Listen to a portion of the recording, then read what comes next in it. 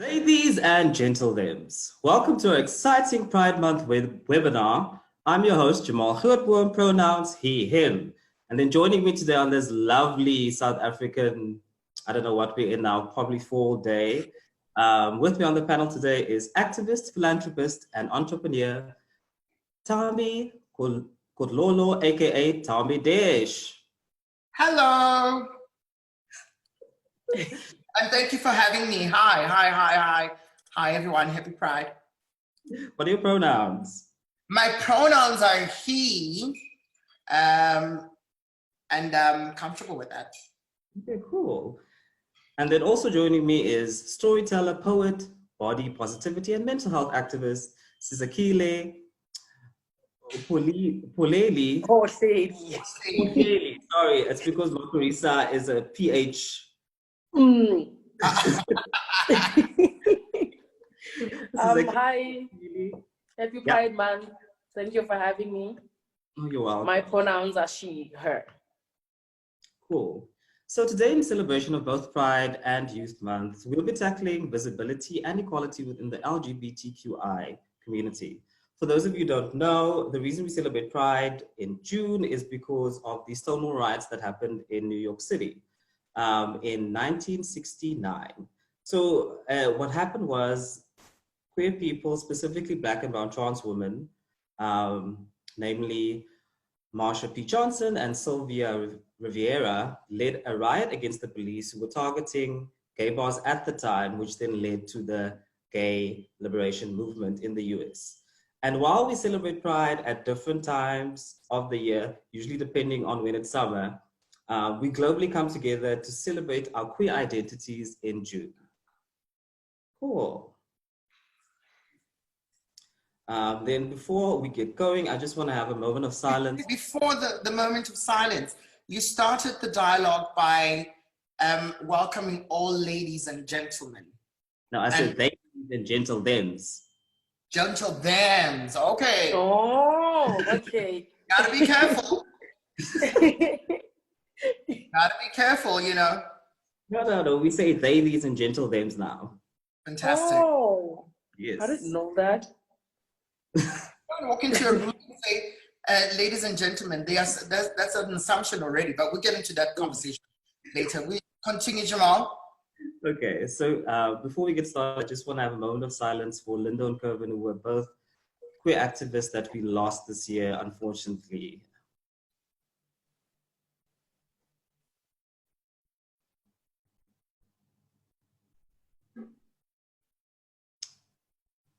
Okay, cool. So to kick things off, I think we could start by talking about why it's important for queer people to have a safe space to come out in. Thami, I'm going to throw to you first. Throw to me, wow. Why is it important for people to come out in safe spaces? Because they always need to feel protected, but also I feel like coming out in a safe space starts with one. There's a misconception everywhere else that says people need to come out and they have to come out to other people, to other bodies, to other spaces. But I think the first safe space that people need to come out to is to themselves. But creation of safe spaces by visibility then becomes important. And you see that coming through when we enter into, restaurants, into schools, into hospitals, into various shared spaces. And I think more than anything, it's about being, humanized and being seen and being heard. And I think it's great for us to be able to say to the world that we're here, we exist, and we're part of a movement, a global movement of existence. So safe spaces for coming out are things that we have to create.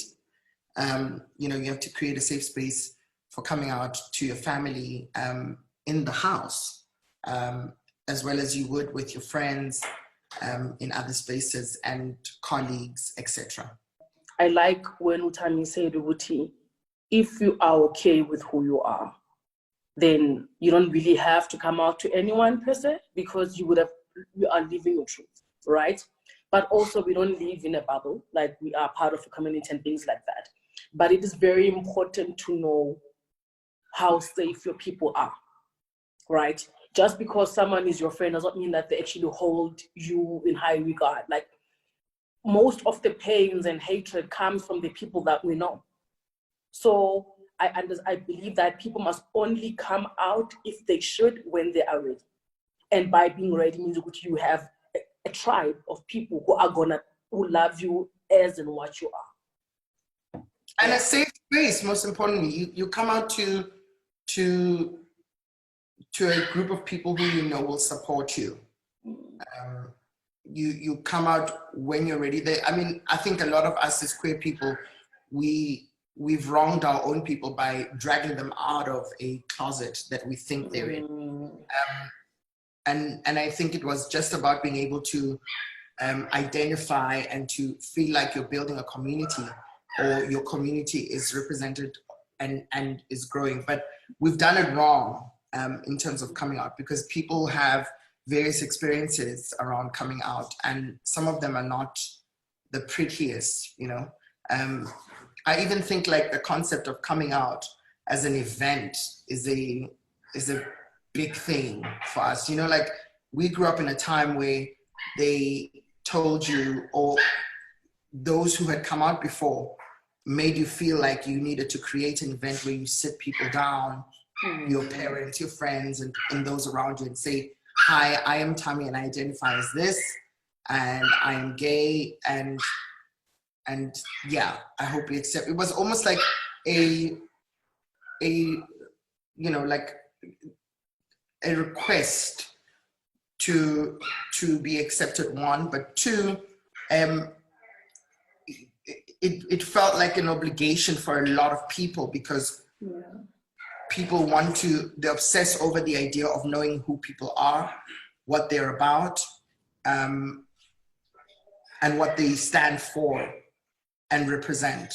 You know, that whole thing is always about the obsession. And I think it also creates a lot of anxiety when you feel like, tell people. Maybe your readiness will just mean, maybe in this first day, you're only gonna tell one person that you feel is really for you and about you. Others will know with time. People are gonna be like, no, but she didn't tell us what she is. She didn't have to tell you, you know. And were you that much of a safe space that she could have come to you now? The fact that someone did not tell you means that at that moment, they don't trust you yet, and they're not comfortable with you yet. And now all these expectations, which, you know, will come out. No, people are not ready, and we are ready at different times, if at all. If at all. I mean, you know, the generation we are kind of being exposed to now, the millennials, are a group of young people who belong to, you know, generation I am, you know, and they moving towards a gender-free society where you're not expected to come out. You're not forced to be who you said you were 15 minutes ago, 30 minutes ago, or an hour ago. But it allows you to be able to have your experiences every single day as you grow to discover yourself.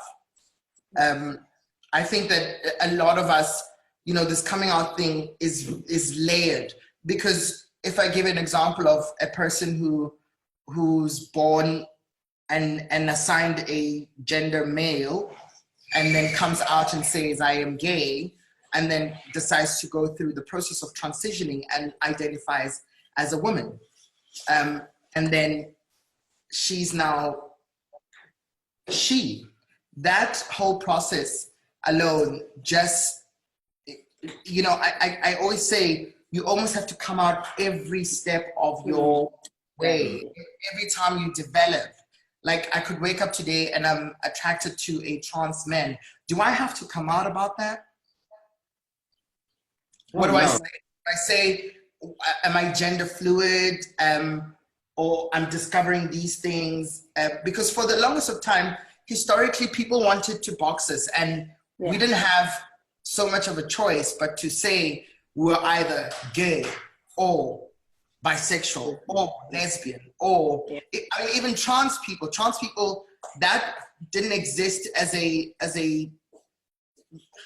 the existence of trans people was there, but as a conversation, it wasn't put down there for trans humans to say, hey, I am trans, you know, hey, this is how I identify and this is how I want to be represented across, you know?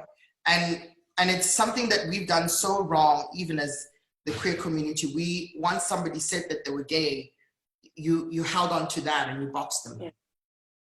You know, they couldn't, to you, it's like almost a new conversation that you must have the next time you see each other. Oh, now you're bisexual. Oh, now you're fluid.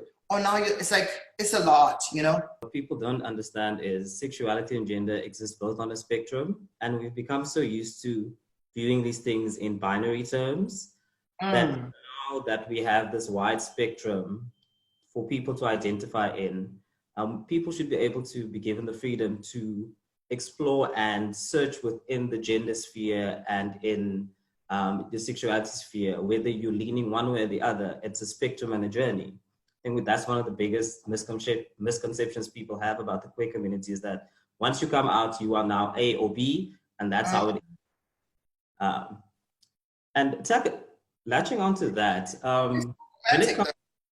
when it comes to the queer community, how do you think our cisgender heterosexual allies, in a positive way, can provide support, whether it is in a safe space or in any other fashion? Sizikela? To be quite honest, I've had the best support in my life, and they don't have to do anything. Like, support is not big things. It's just to know that if you are in a hetero environment, I know that I'm safe because you are there. You're my guy, you know. They don't have to make these big statements, not that they are, but for me, support is very subtle.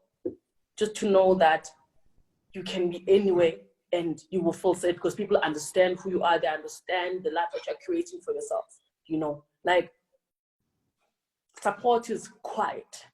That's all I don't want anyone to say, hi, I'm doing this. No, just be there. Hear me out. I'm frustrated right now. Hear me out. That's all. That's all.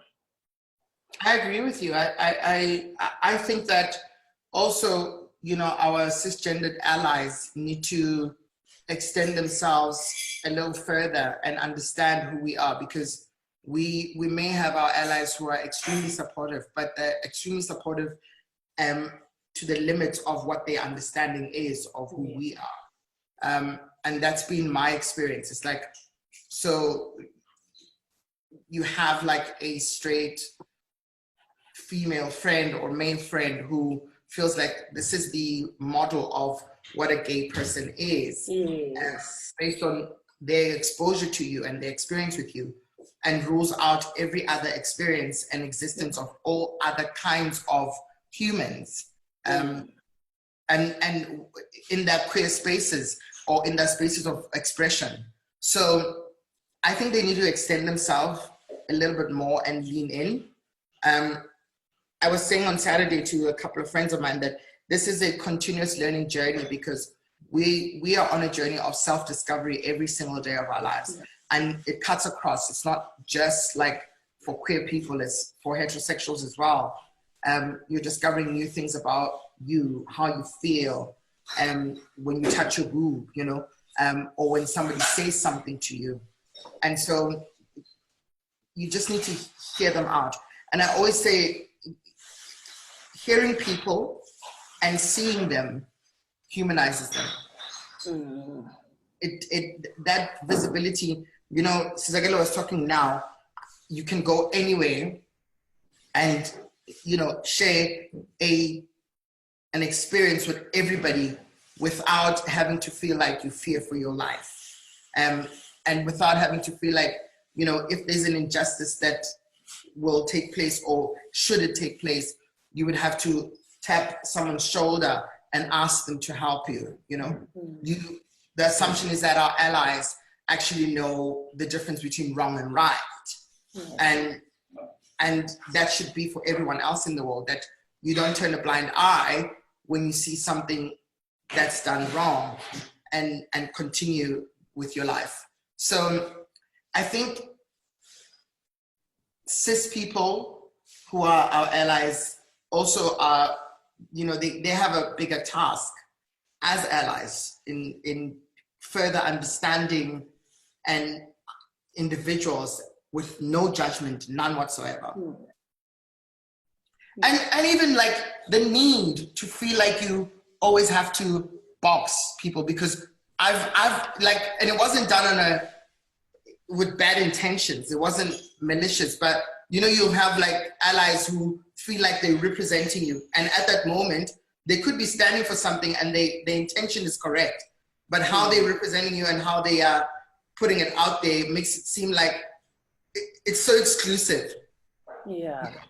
It's like, this is Jamal. Yeah, don't talk about Jamal like this. Like, yeah, you know Jamal, and this is the experience. But I'm feeling slightly a little bit misrepresented. But thank you for coming through, you know, and speaking out. So they have an extended like task of being able to diversify and open themselves up to understanding everything and everyone, gender identities, diversities, sexual orientation, but generally people's existence. Also think like they need, you know how we still, as queer people, have a lot of things that we don't know? We're still learning. All these identities are new, because now people, like you were saying earlier on, like the millennials now, they know who they are. They are not scared of curating their lives. So maybe all the riots in Stonewall was for this generation. Right. The youngsters. But we are still, Tina, we are still the gap between our mothers who don't understand what it means for a girl to want to marry a girl, and speaking to a 19-year-old who's sure of themselves, you know. So I think the same grace we would like hetero or cis people to give us, also to educate them. You know, just tell them, okay, I see what you're trying to do right now, but I feel a bit misrepresented, you know? Yeah. Like, they're not going to know everything as much as we don't. We are expanding and there's new information every day. But like, let's not be scared to teach people. Also though, if they want to be taught, because you don't want to impose, you know. Yeah, I mean, all of this information is easily downloadable. It's in Google, there's enough content to watch. Yes. You have to engage. You know, it's like somebody saying, like, there's that privilege that exists. You can't tell a Black person how to be Black and how to express themselves or how to feel like you are part of the experience. You're not. And I can't teach you about me being Black in as much as I can't teach you about your privilege. So there's all of that. And I feel like people need to still, you know, lean in and want to find more information. Yeah, okay. We can be very lazy and ignorant, and you take what is around you, what you're exposed to, and it sums up your idea of who you think people are and the representation. And it's often wrong, you know. It's very wrong. But I also agree with Cisagel about the issue of educating, because when you speak to young ones today, they complain about, you know, the labor that's involved with educating people all the time. And I'm like, you shouldn't want to give up, because we are undoing historic damage and trauma, and for change to happen, people are always often resistant and they react differently out of fear, you know, and fear of them understanding a lot of things. But you have to leave room in a respectable way for us to be able to educate and to hear me out, in as much as I have to hear you out. But I think education is a double-edged sword, because I think you can give people the tools, but they need to be able to do the work too. Because I'm at that point now when it comes to queer education, I'll give you the highlights, and then the rest you have to sort out yourself. The information is there, and we all had to learn. I always say, like, no one comes out and you get a handbook for, here is how to be queer, Here is everything about the community. There you go. Like that doesn't happen. You go on your coming out journey, and then you have to unlearn so many things, and learn a bunch of new things. But we do the labor and the work because we don't want to be ignorant. We want to grow, we want to evolve. And I feel like cis het people a lot of times aren't willing to do the work. The same way that white people, when it comes to racism, aren't willing to do the work in undoing a lot of systems. And the lobbing of do you want to say something? No, I agree. I totally agree.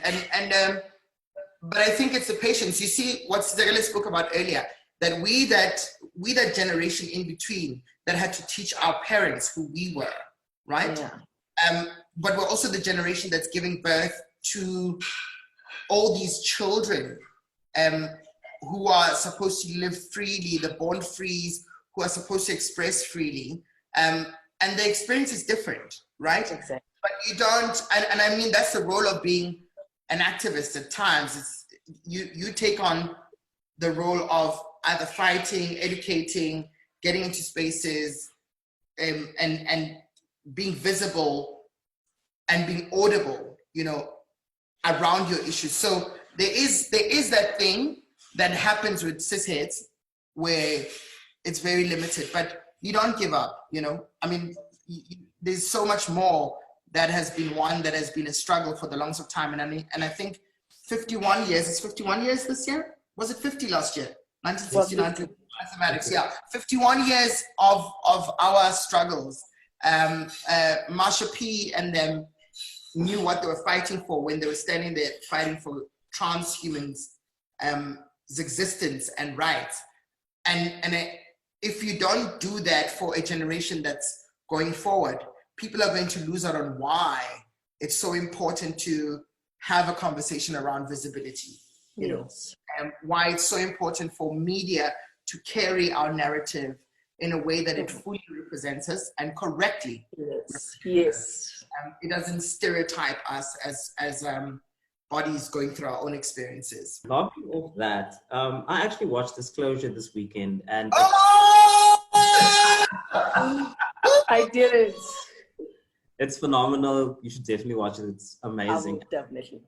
It basically tackles, it's specifically the trans experience, but obviously on a more macro level, it deals with queerness in general, but specifically the trans experience and just how media has portrayed trans people in an absolutely disgusting manner. I sat there and watched it. I was like, wow, this is really like when I was maybe in primary school, this is really the images and the portrayals of trans women that was thrown at me. And you didn't understand them. Yeah. You didn't see anything wrong. Like I have to watch that, and I've had to have a lot of conversations with trans humans where I'm like, oh my God, Thami, you need to apologize to yourself. Yeah. You need to apologize to them because, you know, you misgendered people, you misrepresented people, and sometimes, you know, honesty allows you to say, we laughed at first, and they take it out there on Disclosure that because of the community that we are, we're so witty and we can laugh certain things off, but some stuff should have been corrected. Do you know what I mean? Some stuff should have been corrected. Like we're on a daily basis, we are misrepresented in society, and we're not picking up the phone and saying, let me phone independent newspapers and say, listen, my love, when you wrote that article, I feel like you should have gotten my pronouns right. And I feel like exactly. You know what I mean? You should have gotten my pronouns right. I feel like you should have understood where I was coming from, not move from a point of writing a story based on what you know. You know, you have a preconceived idea in here and you're just completing 500 words that must be pushed towards an article, you know, and that article sometimes maybe with great intentions, but completely misrepresents everything about it. Now, the question is now, who is telling our stories? We cannot have straight people writing about queer lives. What do they know about it? You can be as an ally as much as you want, but you live in my shoes. Then you're gonna miss. You're gonna be called anything because they don't want to ask. Also, they assume that because things are on TV that they know enough. They don't know anything. Maybe their intentions are right. Yes, people don't ask because they feel like it might be offensive. But what they don't realize is that it's further offensive when you assume. Exactly. Because assumptions create all kinds of exclusions, you know, and that for me is a problem. And that problem almost needs to be looked at from a tone point of view. So when people ask certain questions, what is the approach? What is the tone? What is the intention? You know, so that you also create that safe space for me to speak up. When it comes to specifically people's identity and pronouns, guys, just ask. Like if you're unsure if someone is presenting male, if someone presents more masculine and feminine, it doesn't necessarily line up with them looking like a man or a woman. If you're unsure, rather ask, because there's nothing wrong in asking. No one is going to attack you. No queer demon is going to come out of the ground and eat you up. How you ask, it's also how you ask. Because I'm the kind of guy that I'll still educate you while I chop you. You know, and we can let that slide. People do that, and they think that it's okay to say, so who are you in the relation? Are you the man or the woman? I'm like, no.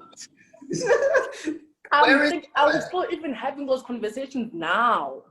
Yeah, and you see, at that level, the man or the woman is asked from a point of what is your role sexually in bed, you know, and I'm like, I think that if you were asking the question from a point of, in this life, we see so many queer bodies that could be presented in this form, but completely identify as she or a woman. I could sit here, have this conversation with you, and I possibly could identify as a woman.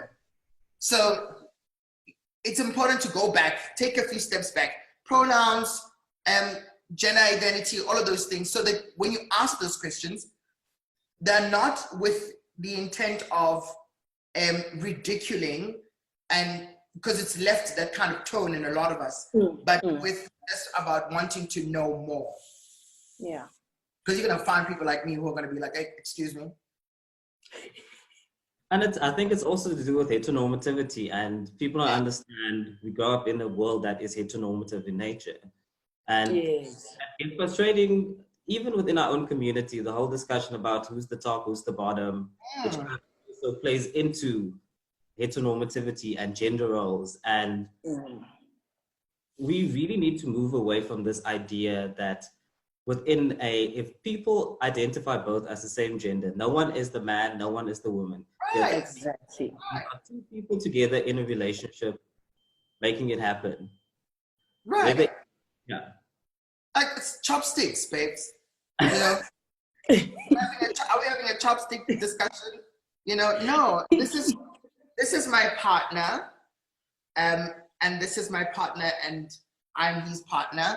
And if the parents at that point, this is the lead parent, and I am the supportive one at this level. But you know, when that's done, it's not done with it's not with the intent of boxing us into a heteronormative ideal, you know, where there's a mother and then there's a father, and which roles are you playing? We're playing roles of raising children and guardians, and in our relationship, this is the lead parent.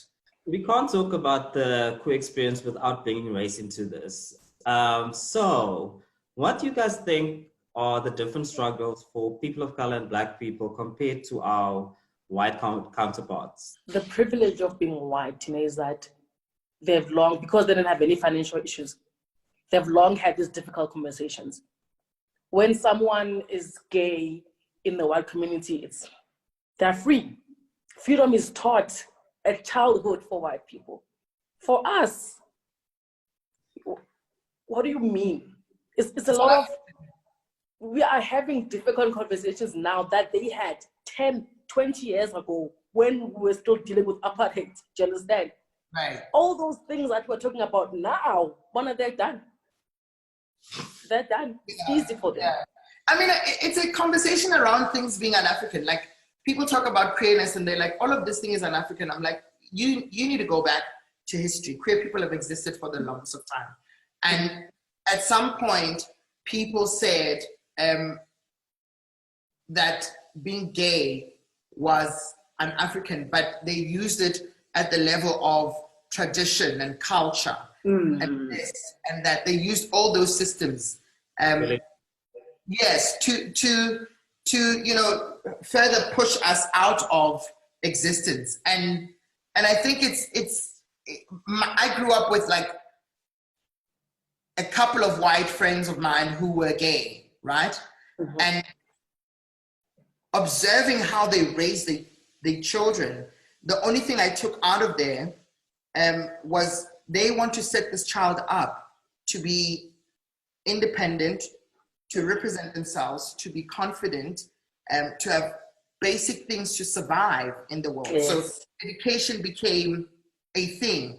And then you flip it to your Black community and you are a taboo coming out to your parents, and you know, you come from a poverty-stricken background or previously disadvantaged experience, and our children were investments to us at that point.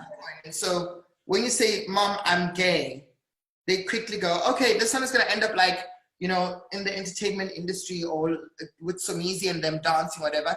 Let's take all our energy and our finances and focus it on Tabiso, because Tabiso wants to be a doctor, an accountant, and this." It somewhat made them far better in society, or to be equipped to deal with the world going forward. I didn't feel like, you know, our, you know, Black community supported queer children and understood what it was that they were about, what they represented, and how they wanted to set them up. I mean, it's the same thing. Like, you know, we talk about being abandoned or being kicked out of home. And that for me is a different experience for Black children or Black queer bodies, because you can be completely alienated living in the same house. They just take away everything else that's supposed to be a support for you, everything else that's supposed to be a empowering exercises, and disregard you and focus on other children. So that's why they build like a whole thing around, this child is special, this child is not one. Yes. And that's what happened. That's at least my experience. And I think at the time of setting up my foundation, I was very deliberate. I said I wanted to set it up so that I could raise funds to afford queer Black humans, you know, quality education into tertiary levels, because I think that we're very smart as a community, and we exist in various industries beyond just being in the entertainment industry. You know, we get into different, whether it's health, it's finance, it's various industries, you know. So that for me has been a thing, you know, in the difference between being a white gay boy and a Black gay boy growing up in my time. Yes. It may be different now because, you know, they teach them differently, but it's still a lot. And I also think that, you know, sometimes we have these conversations at the level of privilege. So you're having a chat with Sizagela and Thami and Jamal, and this is their exposure. They live in Rosebank. They drive their own cars. They do this. They never have to go through experiences of being a queer body coming from Orange Farm or even Amanskral, where, you know, that extension makes it even a little bit more rural, and there's lack of understanding. There aren't enough outreach programs. There aren't enough people that look like you,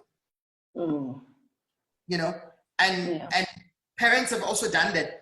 I always say that we almost also have to create content and material that they can download and interact with on how to better raise their rainbow children. Yeah. There's that, at first, sometimes I feel like, there's that fear of what I'm taught that there's a boy and a girl and this is how you raise a boy and a girl, or this was my experience as your mother and this is your father. And then suddenly you have a different child in the house, And that thing, I think they struggle is with understanding how they become to you. Mm-hmm. And it leads to a lot of other things, Unfortunately, our parents, or many parents of queer people, sometimes live through, that confusion and that fear, and then it's projected as homophobia. Mm. Yeah. I wanted to also add, when you tell them, you said, we are all speaking from a place of privilege, right? And my story is not going to be the same as Mufana Wasilokshin, right? And I'm thinking now, we all have this, we're all speaking. Our lives are known now, but all those things are playing like in fancy TV, like Mnet, people from Elokshin, SABC1. So are there enough, what do you call it, conversations in the ordinary televisions, having conversations on Instagram? Who are you having these conversations with? Because umama wasemakhaya, umama waseNquthu is going to be watching SABC1 and SABC2 and 3. How are you trying to, we want to educate people, but educating them differently. If you want to preach about black queer bodies, let's go to a snake park, a high school where these boys and these girls are confused, where they're like, why are you looking like a boy? You don't even know why you're attracted to a girl, because all these things are not showing to you, and I know, like, we have done a lot, like the people before us have done a lot of work, and there's a lot of change, but the right conversations, we are educated. The right conversations are happening with the wrong people. All these hashtags and things are happening for the wrong people, because we know what's wrong and what's right. But Mama was like, yeah, I'm passionate. They have a different understanding of it. Their interpretation is completely different. And that's why I was saying earlier on, we shouldn't give up on wanting to educate people. Yeah. Because, and around, representation and visibility, I was saying that I want as many profiles of all kinds of queer bodies across. I want a trans man who is a pastor in Msinga top, in case it exactly all of those things, so that you normalize it, you in various spaces, because it's not like an urban thing. I didn't decide that I was going to be gay and be like, city and all of these things. No, it's not an urban thing only. And the profiling of queer bodies should not be limited to just urban existence and where we're placed. It's like there are so many queer bodies that live in multiple corners of the world and environments. Yeah. Those people need to be seen. Those people need to know that they exist. Yeah. But I think the reason is because a lot of us move away. That's why I moved away. It's just being queer in a small town or a township or any smaller environment that's not urban. It's just hard. I remember before coming out, I would go home and have to go back into a shell. And I couldn't imagine doing that anymore. That's the biggest reason I finally was like ripping the Band-Aid off. And it was actually my grandmother's funeral, if I remember correctly. It's like 2-3 years ago. I was at the funeral and I could clearly see that this one guy, when we see each other, and I could see he was queer, and I'm like, how do you exist in this environment? That always goes with me, is like, because I live in a queer-friendly city. Generally, I live in the CBD, and generally all spaces are generally safe. I have the capability and access and privilege to go to queer spaces. Well, not now with Miss Rona, but when this mess is done. queer spaces have been created in those areas. So, you travel all over the world and people have precincts. I mean, you guys have Waterkant, in Cape Town. You have to create those spaces. You have to know that there's a restaurant you can go to, a hair salon you can go to, a hospital you can go to, a clinic you can go to. You can use a service that is Uber, that is queer friendly, etc. So those things have been created, but largely concentrated in the urban area. And that's why many of us, the moment we discover or we feel like we're feeling slightly a little boxed or in the closet, and when we get our first ticket out to freedom, we never want to come back. We want to go to a city and be like, oh my God, I can be colorful. I can put on my heels and put on my lipstick and be like,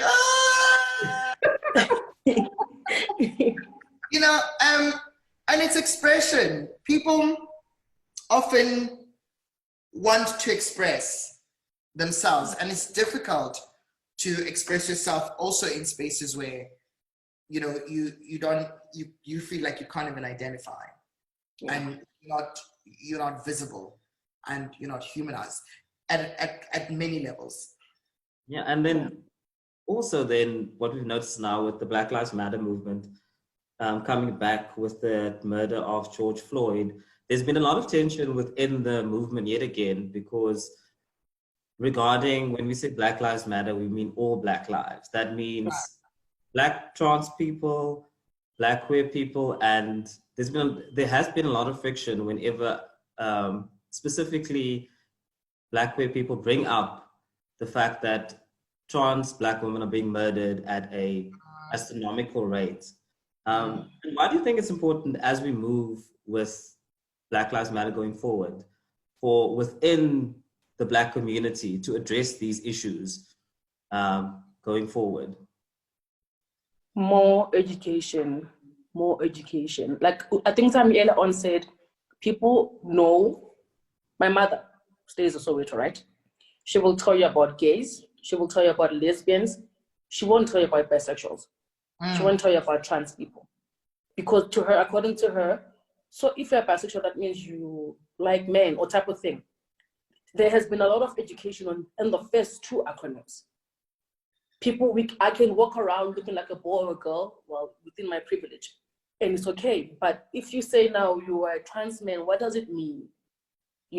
I think there's a lot of education that still needs to happen. I think that for the longest of time, our issues were not prioritized. So we were speaking, and we've been, but they've taken a center stage. They're being accelerated because, how do you want support, and how do we fight for the one and not the other? Simon Goli used to say, or once said, I'm Black and I'm gay, and I cannot separate my struggles from the one from the other, So I can't be fighting to be Black and to be seen as a Black person, yet I'm not seen as a Black trans person. Yeah. You know what I mean? It should be, it's one fight. It's of representation, it's of being seen and that visibility. I also feel like, trans bodies, as you said, Disclosure, did very well with the documentary of just saying, I think we've been misrepresented for the longest of time. And there's never a conversation around transhumans. You'll see it like everywhere else in storylines, in conversations on radio, on television, in various areas. Producers aren't writing trans bodies or trans experiences into a narrative that must educate or that starts representing them. You go into malls, and malls aren't creating a safe space for trans bodies to feel like they can enter into a gender neutral toilet. Yes. And without feeling a little bit scared for their own lives. You go to the clinic and you don't feel like there's somebody who's adequately trained to understand your body, to understand how to deal with you. If you are a transitioning body, what the side effects are of your hormones and better understanding your body. But even more, the psychological assistance is also not there, and we've done so many things that are wrong. I always say that our policies and legislation has got so many laws and rules that protect. They say, yeah, you're free, but there's so many loopholes that still protect the service provider, and for a while we were quiet about it. Now we're like, no, actually, this is what I need. This is my experience. I would want you to understand me. Trans bodies for the longest of time, even they didn't understand who they were. They understood themselves. And I think people want to confuse that a lot of times with cross-dressing and drag queens. They're like, this is what it is. And it's like, no, that's a completely different experience. And for the longest of time, they had to identify as either male or female. And the term trans women wasn't used a lot. So to table those conversations, you have to be able to start pushing the messages and being deliberate with what you want to address around trans bodies and their experiences daily. We talk a lot about gays and lesbians, you're right. We don't talk a lot about bisexual people. Exactly. We don't talk about intersex people. And that's why we continue to grow the alphabets, LGBTQI, the new alphabet, because somebody else feels like this is how they identify, but they're going to represent their experience. And I think we've moved to a point now where, when it comes to representation, Right. we're seeing a lot better when you look at things like Pose and the way Ryan Murphy's doing it. Finally, we have specifically Black trans women in these positions where you can see them just existing without their existence being, their storyline just being about them being trans. Right. And what do you guys think is needed for wider representation for queer people in media? Just general integrate, write us in, or allow us to write our stories into a narrative that outlook must fully represent each and every one of us. We're having this conversation, and at corporate level, people don't recognize trans bodies. There's a corporate culture that exists. So you can't, at company X, dress like this and go and see client X, because this is our corporate identity, And those things they've created a lot of problems. So, we need to have a conversation around labor in representing all our humans across opportunities that are made available to them. And so the media, their role is to carry those stories.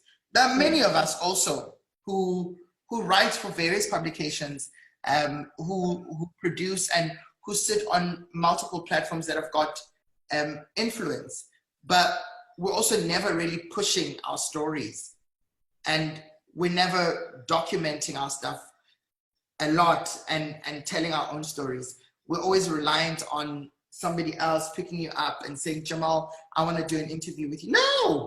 No, I can go online. There are multiple platforms that I can go online and tell you about my story. Yeah. I can carry my own narrative. And also, I don't have to wait for my representation. I don't have to wait for you to talk to me to feel like I can represent, or I can go fight and get into a conversation with how you misrepresented Jamal in an article. Yeah. I feel like also the media should have conversations around queer experiences throughout the entire year. It can't exist only in June because it's Pride Month globally. Yes. And in October because it's Pride Month in South Africa. It must be a conversation that happens every single day. There's so many of us now with COVID that feel like we're suffocating. And an issue around safe houses or shelters has been at, you know, in everyone's conversation. When we have these dialogues, when we have our virtual dialogues, people are like, I'm not feeling safe in my own home, etc. But, you know, I've also worked in a space where I could take trans bodies to a shelter for women for gender-based violence stuff and to record those things. And they may be able to give you psychosocial support, but they could never accommodate you because you still identify, or your ID card identifies you as male. So how much of a safe space is it for our people? Do you know what I mean? We should have this conversation at corporate level. You know, people in advertising, you do all these things, and the narrative is always like, in an ad for washing powder, it's this woman that's doing the laundry, or it's this man and a woman and a child. We don't see it being like same-sex couples who are being represented, or a trans woman who's represented there, and so it's multi-layered. You know, you see now, like Netflix is doing like some great work on making sure that there is that representation of gender fluidity across. So in each storyline, you'll find that there's this. Blood and Water now was carried that. So there's so many other that producers, content producers and writers who sit there. And I think that it's up to them now to start writing about themselves. And writing about yourself also requires that you confront certain parts of you that you feel, you know, you haven't dealt with. We've gotten into spaces because we're privileged, and once we're there, we forget that there's a struggle. We forget where we come from, and we don't become champions of our own cause. You know, television, you can't be a gay man and express. Like, you know, Hectic 99 had Ayanda Makuzeni as a child star who was, you know, completely queer, allowed him to wear his hair and express the way he did. And that was groundbreaking for me because it allowed children to see all kinds of children represented on those platforms. You know, we don't get to see lots of stories that profile children who are queer. You know, cartoons don't, you know, Walt Disney doesn't say, they're trying now, but for a long time, they gave you a prince and a princess story. There was never a prince and a prince story, you know, written. Your heroes, you know, so there's so many areas that we need to get into to fight for that representation, so that tomorrow we don't build a generation of people feeling like one is better than the other and there's one who's superior and I'm a man and I'm a woman, and we breed this like toxic masculinity that's there. It's got to be, and media plays a huge role. I mean, I believe every person is a platform. Yeah. I mean, we're having this conversation now. Like, I mean, yeah. But I think also organizations are braver now. They want to appear to be braver. Big ups to those who are. But at the helm of the decision makers, some of them, it's just like ticking boxes. Yes. Okay. You know? I get you. Yeah. And we can't shy away from it. They need to know that this is how we feel. Like to this day, they're dragging their feet when it comes to queer representation. Like every time they do it within, whether it's their subsidiaries like Lucasfilm or Marvel, they'll put a queer character in the background for 5 seconds and say, look there, we put someone in there. Can y'all shut up now? Yeah. And we're not shutting up. Truth is, we're not shutting up. Exactly. Like even now with their latest show, Love Victor was supposed to be on Disney Plus, And then Disney came with some weird reason that like, because Disney Plus is family friendly, they moved it to Hulu, even though the show is very much was filmed with the idea of it being on Disney Plus. So it's very PG-13, just a light queer story. But because Disney was afraid, they moved it to the other streaming service, because Disney Plus is family friendly. Look at what's happening on the continent. How many stories or how many of our humans do you see being represented on content produced on the continent? And you know, like we're fighting with, you know, we're fighting the whole decriminalization of homosexuality on the continent. But there's nothing that profiles a Nigerian gay man or a Congolese lesbian woman or a Malawian trans person, or that those people exist in our spaces because we can find them in a safe space, but it's not a narrative. I know, I mean, and that thing of like, you can't disclose is problematic, because I remember a time where Big Brother could not take on, Big Brother Africa could not take on an openly gay person onto the channel because, you know, we're dealing with the rest of the continent. Yeah. And I'm like, but that's exactly why you should put that person there. So what is it? Is it about representation, or is it about making sure that you don't lose out on the business support? Because people pull out of things, you know, and they stop supporting, we stop buying this soap, we stop using this brand because it represents, you know, queer people or that way inclined. And you find that there are queer people who are also developing this content and they're telling a hetero story. And I'm like, that's so awkward. I think it's a double-edged sword because people need to eat. Unfortunately, we live in a capitalist world, so you have to weigh out your activism with the need to still securing a bag in some sense. And it's sad that that's the life we live in. But at least now we're moving to a point where, when it comes to representation, because of the internet and the way Twitter is structured, a lot of brands don't get away with the stuff they used to get away with. I remember a few years ago, I won't say which brand, but there was a brand of tonic water, and we had Pride, it was Pride in March, and they dropped a rainbow can. And all of us just asked, okay, while the rainbow's great, are you donating to an LGBTQI organization? And we got no answer. And maybe, especially if you're gonna advertise in Cape Town, which is a gay-friendly city, we're beyond the point of just representation. Open your purse. Like, it's great, it's nice. We don't have shelters. Pride organizations are struggling. LGBT programs are struggling because they're not funded. Most of the work that we do is very NGO space, and it's somebody who says, I'm taking on this project and I'm going to support Thami Foundation because this is what they do. They do educational stuff and outreach programs for queer people in rural areas. But it's not you don't have,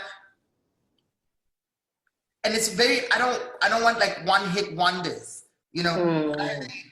When one of our sponsors left the Feather Awards, sponsoring the Feather Awards, I had another car brand that came through and said, oh yeah, we'll drive you guys, we'll do your celebrities and we'll put you in a car and all these things. I'm like, we're not a billboard. Yeah. We're not a billboard. What I'm more interested in is what kind of structures do you have that support queer people in your organization? So what kind of diversity and inclusion program do you have that's there that we can support a more long-term base than, okay, I'm just gonna give you a car, or I'm gonna give you this gadget, or I'm gonna give you this. It's like very drop product, because also I know they know the power we have in pushing a lot of things. So drop product and keep it moving. And we need to move beyond like dropping product. It's support people financially, build an economy around who we are, what we do, and create jobs within that space, sustainable, real sustainable jobs. Build on those industries that are being led by the queer community.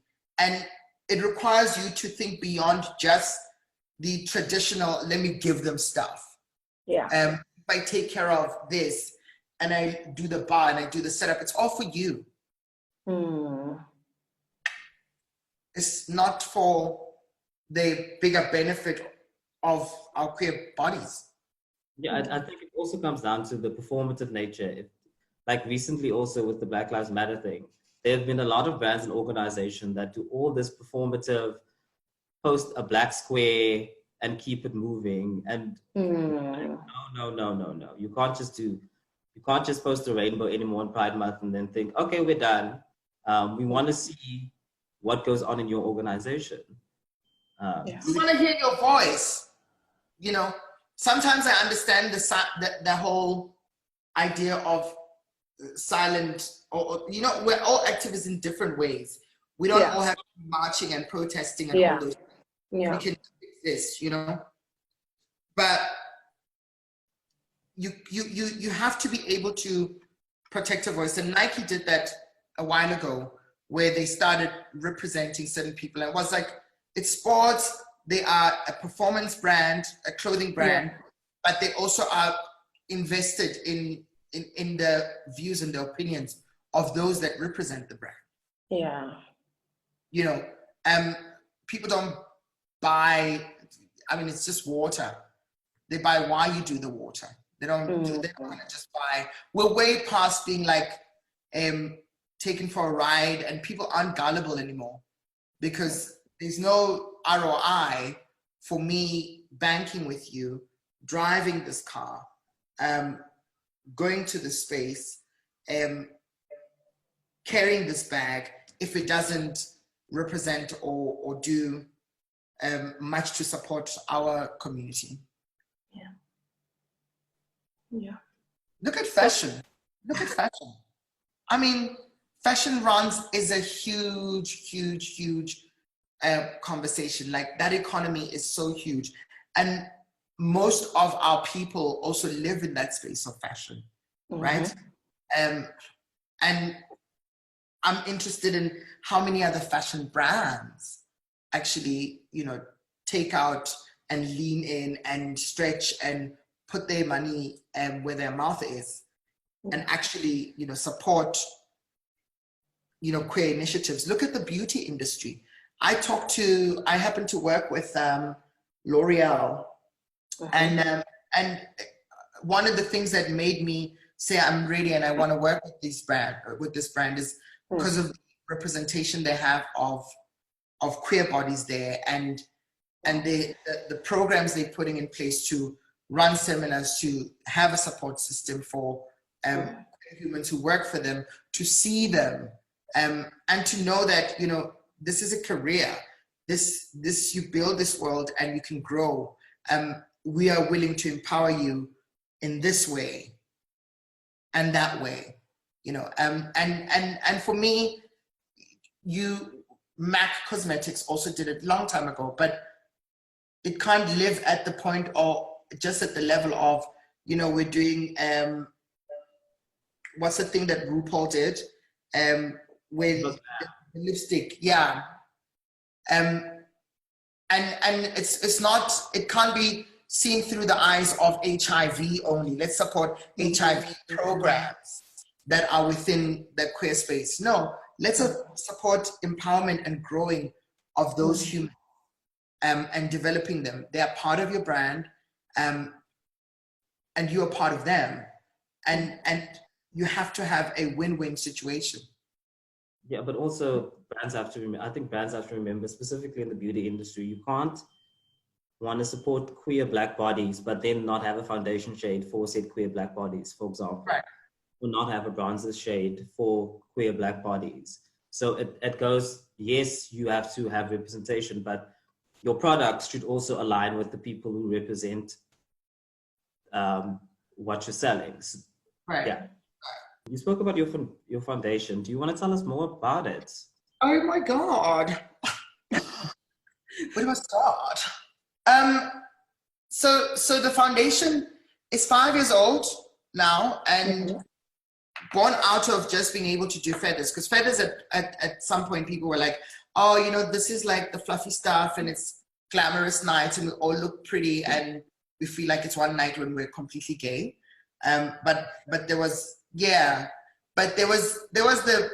back end work that people conveniently choose to not see and to participate in. So they're quick to talk about the event that happens on one night, but not the programs that we run. So we do like outreach programs for queer bodies in rural areas, looking at specific interventions for them. You know, I also happen to be loud enough to and brave enough to pick up the phone and call a department, a government department, a private, and say, this is the issue and let's find solutions. Let's work together. So, you know, ours is to just understand unique challenges and experiences of those people in those different regions where we visit and try and intervene, but also educate. We speak to various types of people, from young ones to older, you know, community members, on how they better understand their children. Yeah. We go into rural areas where culture is a big thing, religion is a big thing. That all these different conversations that we take on and table them as points of discussion. We also do training. So what we've done is we do like training for law enforcement agents, because I think that we know that there's a lot of problems within that space. Access to services in general is a problem for a queer body. And so our role is to just intervene there and make sure that they're seen, they're heard, they're represented, and there's somebody else who's properly trained to understand the uniqueness of our cases and our experiences. So yeah, that's what the foundation does. It runs its mouth across. We've been trying to put together a shelter, which is again like a donation thing to try and make sure that we create a safe space for trans people and gay people or LGBT people in general who feel like they can feel better in that space. So yeah, there's a lot we're doing. I mean, multiple partnerships across. We run dialogue, we run like conferences around LGBT issues globally. We did our first one in 2018, and now we're doing another one. Thank God to virtual space and COVID. Now we can like quickly connect and have a conversation. But yeah, there's a lot. Kayla, your side, how are you using your platform? I think mostly, well, I'm in corporate. So I'm in the motor industry, which is another problem because it's very white owned and it's very men. But my voice is growing as a person, you know. They know who I am. I speak out, I speak up, you know. And then social media, I'm a writer, I'm a poet, and my page is Her Mentality. So I write about my experiences as a queer woman. I write about other people's experiences. Yeah. My activism is not as loud and beautiful as Thami's. You know what? I think what back to Jamal's question, how do we also as queer people learn to share our own content? Because we don't share most of our own content, you know, and there's so much wealth of knowledge in that space. So as soon as we start organizing ourselves and doing like some kind of stakeholder mapping of who we are, who are these champions in corporate, in NGOs, this and this and this, we'll know how we can create and build a bigger network, you know, like many voices, one message, you know? Yeah. Does anyone have any final thoughts before we say goodbye? That your lashes look better than mine. But you didn't even do your face though. You know, I didn't do my face, your lashes look better than mine, and you know, it's a problem. Not. you know, there's a quote from RuPaul where he says that every time I wear, for trans bodies, every time they wear their lash or they put on blush or on their face and makeup, it's a political statement.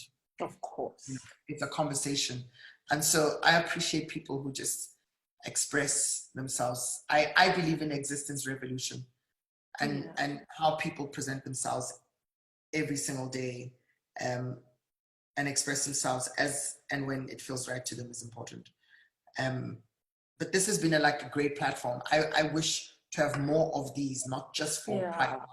I think they just need to be continuous. I'm just happy that I was part of this conversation, and can we just continue being patient and educating people, you know, and being brave in how we see ourselves and how we want to be seen, you know, not being quiet anymore. I think we're all tired of being quiet.